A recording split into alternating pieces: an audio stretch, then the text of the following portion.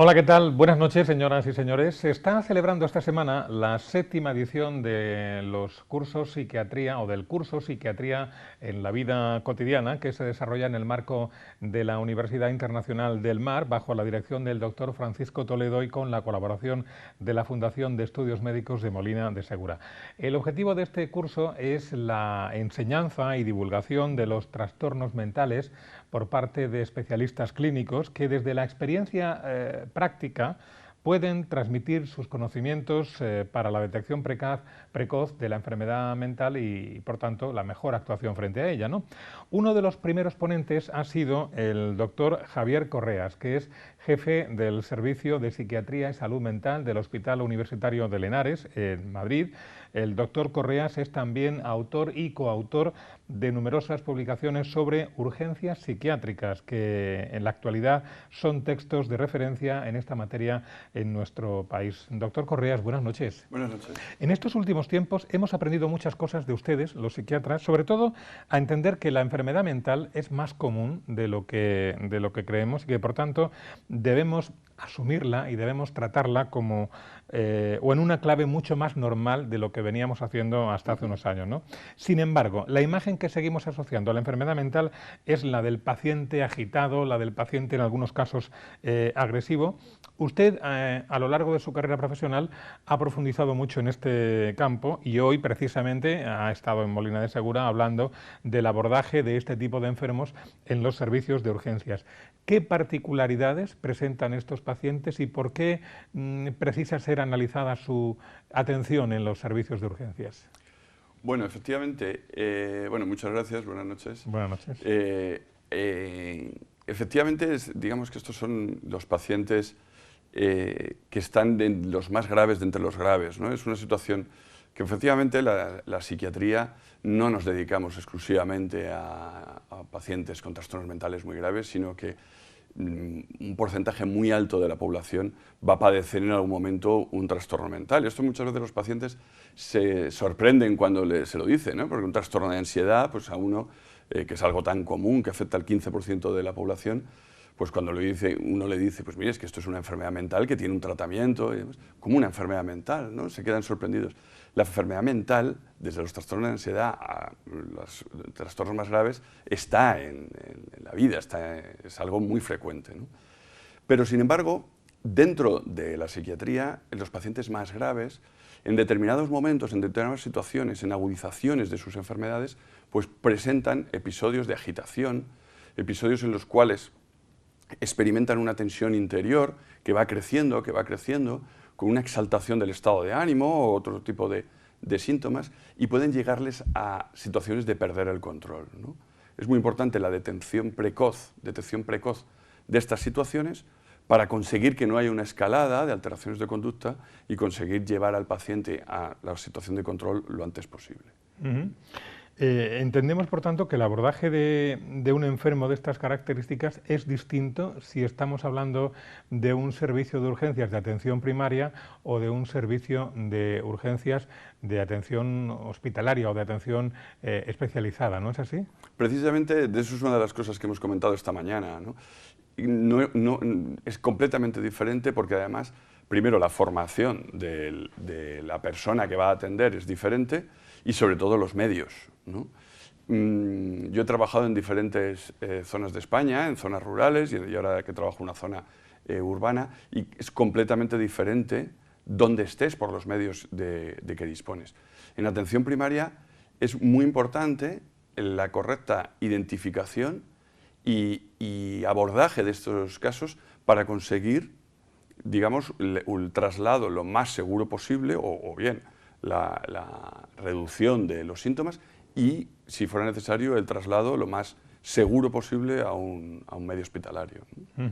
Claro, cuando hablamos de atención primaria pensamos en el grueso de casos que atienden, enfermedades comunes y demás, pero el sistema sanitario español, ¿cree usted que ofrece la suficiente formación e información para que un médico de familia, para que un enfermero pueda detectar y pueda atender en primera instancia cuando se presenta un paciente con un trastorno mental y además agitado?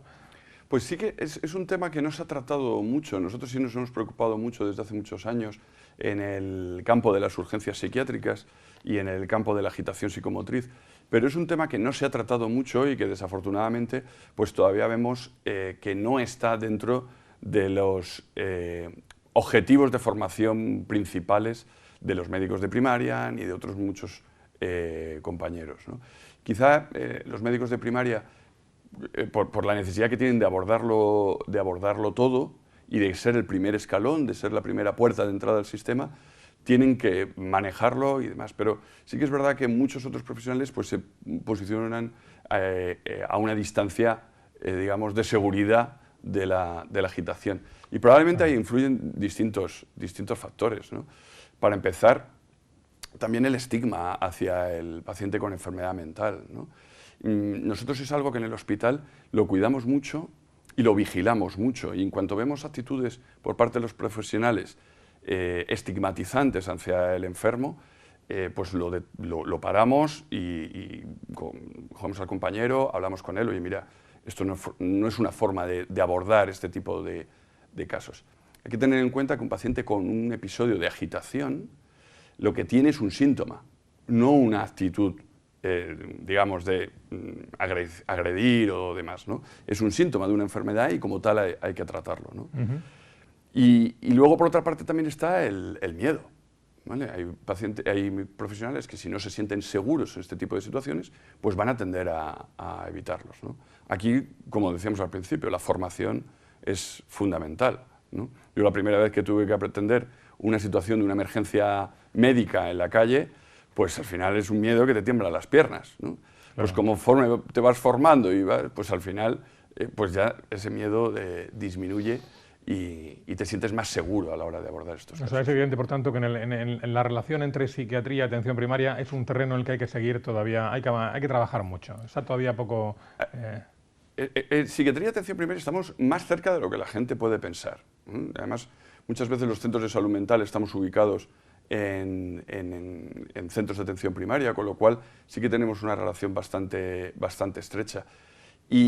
Pero también hay que trabajar digamos, la relación entre psiquiatría y el resto de especialidades. Quizá el médico de atención primaria es mucho más permeable que otras especialidades que sí que se muestran más distantes, ¿no? Más en su campo, en su espacio de confort y más distantes de la psiquiatría.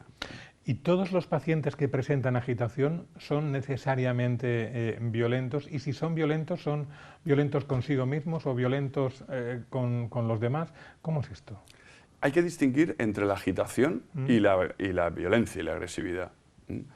Es verdad que hay veces que pueden venir de la mano, pero, digamos, son conceptos diferentes, ¿no?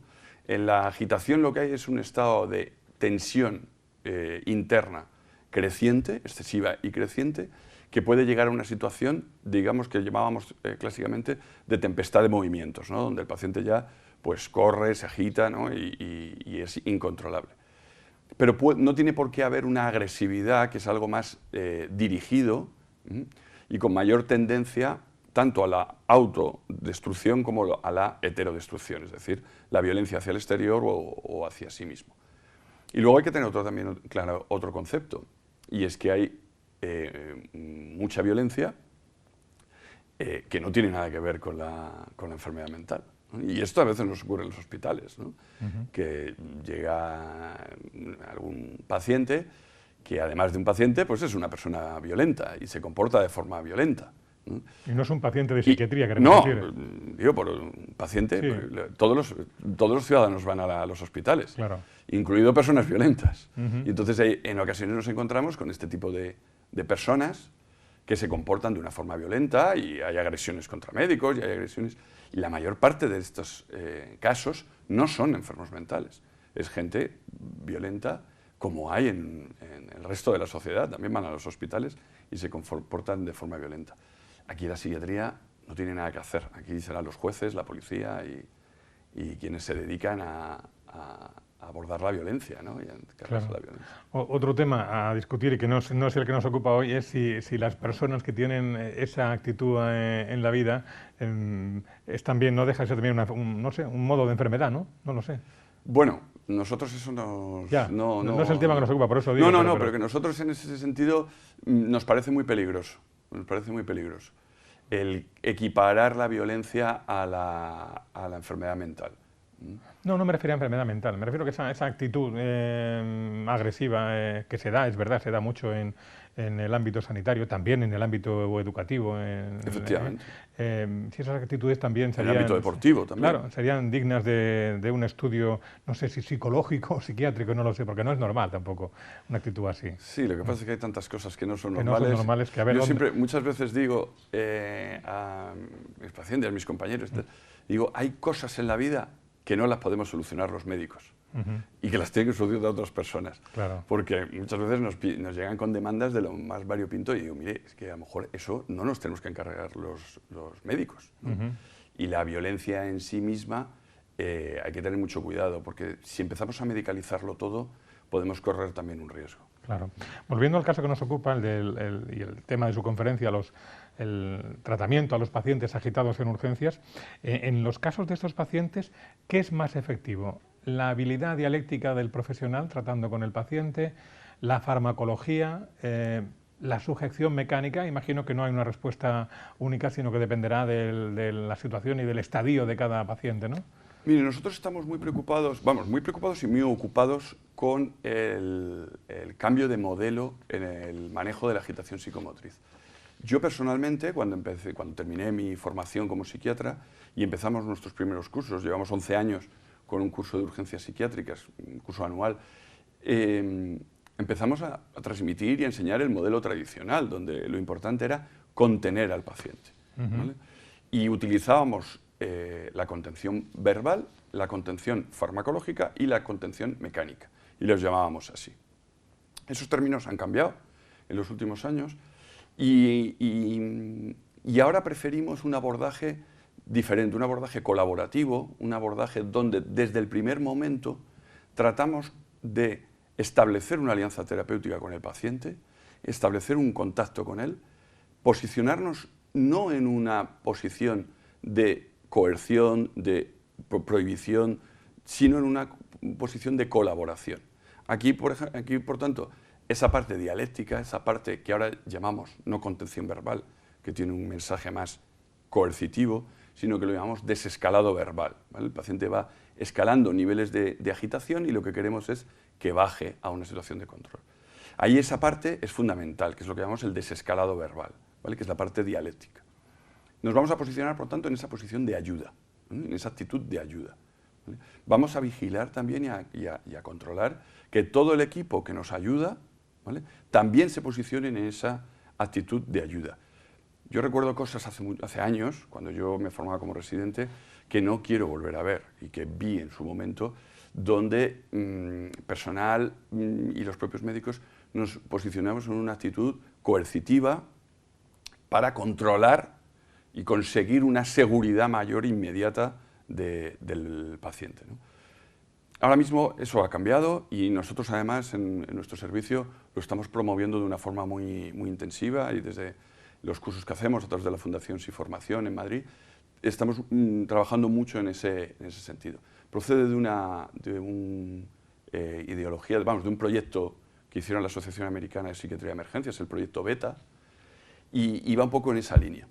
Por supuesto que el tratamiento farmacológico es importantísimo, porque el paciente tiene un síntoma, el paciente no se agita porque quiere, el paciente se agita porque está enfermo, ¿vale? Y además tiene una descompensación de su enfermedad, ¿vale? Y el tratamiento farmacológico, una vez que hemos trabajado la alianza terapéutica, nos va a ayudar muchísimo para conseguir controlar esos síntomas que han provocado la agitación. Pero lo mismo, hemos pasado de utilizar pautas de tratamiento coercitivas, que eran fundamentalmente inyecciones intramusculares, ¿no?, donde se agarraba al paciente y se le pinchaba, eso se ha visto en muchas películas y es muy habitual, a intentar conseguir a través de esa alianza terapéutica que colabore el paciente en un tratamiento oral o ahora recientemente un tratamiento inhalado, ¿no?, que le va a conseguir llevar a una situación de control en muy poquito tiempo. Claro, y lamentablemente en los casos que no funciona esto, pues seguimos utilizando la inmovilización terapéutica, que es la contención mecánica que usted mencionaba, que ahora lo llamamos inmovilización terapéutica, y que intentamos que sea en los menores casos posibles. En España, afortunadamente, creo yo, hay cada vez menos hospitales psiquiátricos, pero bueno, en cualquier caso, para los enfermos de los que estamos hablando, ¿hospitales psiquiátricos u hospitales generales con un buen servicio de psiquiatría? Sin ninguna duda, hospitales generales con un buen servicio de psiquiatría. Eso además que la Ley General de Sanidad lo dejó muy claro, ya en los años 80, los servicios de psiquiatría y las camas de psiquiatría de agudos tienen que estar en hospitales generales. Yo voy más allá, hay hospitales, grandes hospitales, donde el servicio de urgencias tiene una sección, digamos, un área diferente para las urgencias psiquiátricas, ¿no? Y ya desde que el paciente entra, ya entra en una zona de urgencias psiquiátricas, ¿no?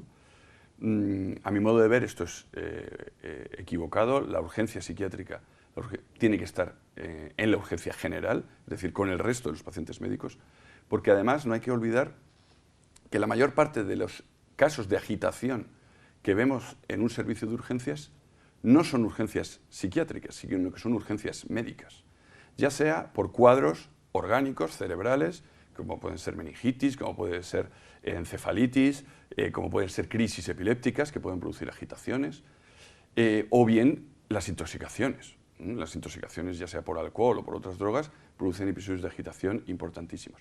Y eso lo atienden fundamentalmente los médicos de urgencias.